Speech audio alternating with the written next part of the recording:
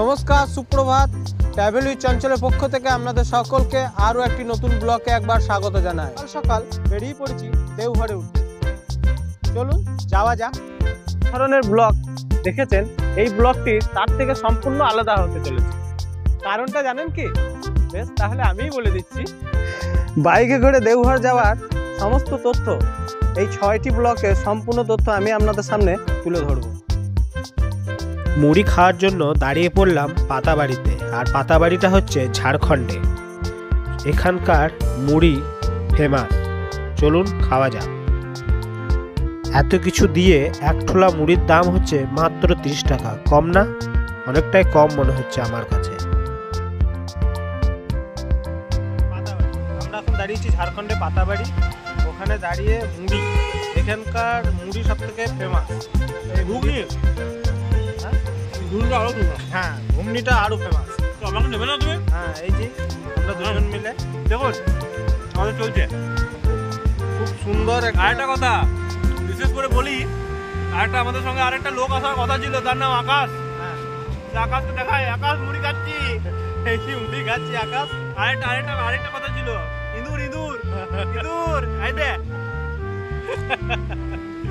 চলো খাওয়া যাক। এখান থেকে খেয়ে বেরিয়ে যাওয়া রোডের ঠিক পাশেই আমরা এক জায়গায় দাঁড়িয়ে পড়লাম। দাঁড়িয়ে পড়ার কারণ হলো এখানে মহুয়া বিক্রি হচ্ছে। মহুয়া মানে বুঝতেই পারছেন, এখানে যে ফল থেকে মহুয়া তৈরি হয়।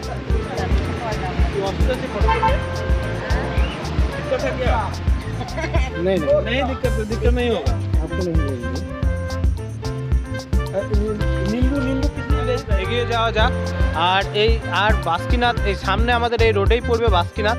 চলুন বাসকিনাথে দর্শন করাবো আপনাদেরকে। আর ওখান থেকে বেরিয়ে পড়বো আমরা টিকুত পাহাড়। চলুন রোডে যেতে যেতে আপনাদের অনেক কথা বা অনেক কিছু দেখানোর আছে। চলুন যাওয়া যাক।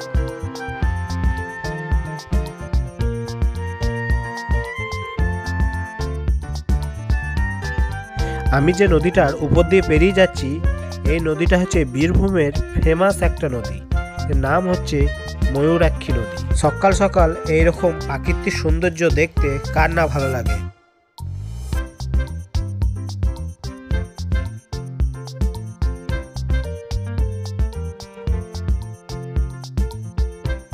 আমরা যেখানে দাঁড়িয়ে আছি এখান থেকে বাসুকীনাথ প্রায় 2 কিলোমিটার হবে। তাই বাসুকীনাথ মন্দিরের কিছু অংশ আমি আপনাদের সামনে তুলে ধরবো।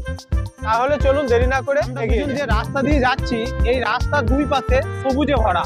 আর আপনারা যদি বাইকে আসেন, এই যে উপভোগ বা এই এনজয় আপনারা করতে পারবেন। হ্যাঁ, সেটা কিন্তু ট্রেনে হবে না, এই বাইকেই একমাত্র সম্ভব। আমরা এখন বাইকে চেপে পড়েছি। আর ড্রাইভার যে চেঞ্জ হয়েছে, এখন পীযূষ গাড়ি চালাচ্ছে। ভালোই গাড়ি চালায়, কিন্তু ওকেই বললাম তুমি গাড়িটা চালাও আর আমি একটু পিছনে বসি। ড্রাইভার, হ্যাঁ, ড্রাইভারটাকে দেখে নেন। আর আমি একটু পিছনে বসি আর একটু জাস্ট রেস্ট। যারা বাইকিং করে তাদের রেস্টের প্রয়োজন হয় না, কিন্তু আমি একটু নিলাম, পিছনে একটু বসেও দেখি কেমন ভালো লাগে।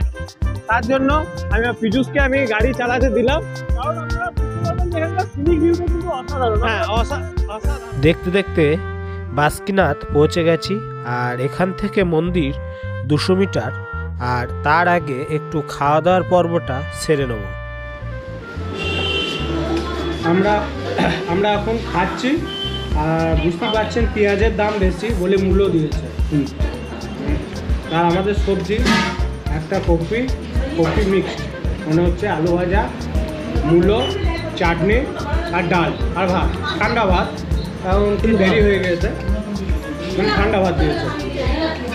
কিন্তু আমরা দ্রুত বাঙালি না, তার লাগে ভাত ছাড়া কিছু বুঝি না।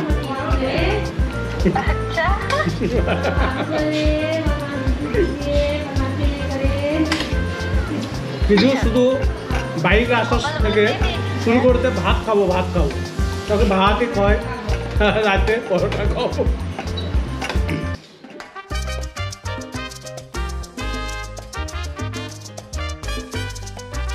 বাসুকীনাথ মন্দির থেকে বেরিয়ে আমরা চলেছি দেওঘরের পথে।